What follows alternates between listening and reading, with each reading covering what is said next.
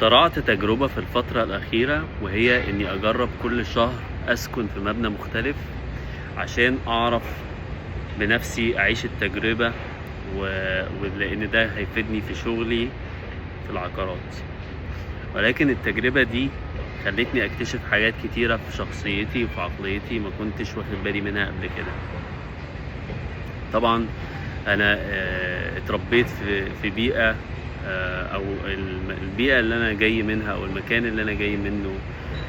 معظم الناس او اغلبية الناس بيفكروا دايما ايه الارخص، او لما بيجوا ينقوا حاجة او يشتروا حاجة دايما بيدوروا على الرخيص، دايما بيدوروا على الاوفرات، دايما بيدوروا على الخصومات.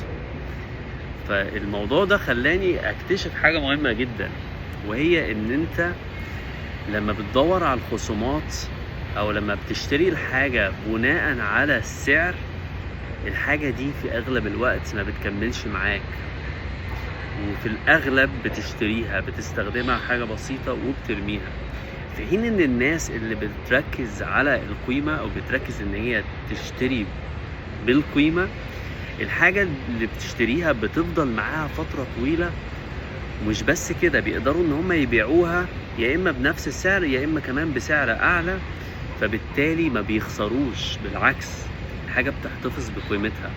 فبتلاقي على المدى الطويل ان هم جمعوا حاجات كلها لسه عندهم او لسه حاجات يقدروا يبيعوها، في حين ان الناس اللي مركزة على السعر بتاخد ارخص حاجة، الحاجة ما بتكملش معاها وما بتعيش معاها، وبالتالي بيخسروا الفلوس دي كاملة. ايه رأيكم في الموضوع ده؟ اكتبولي في التعليقات.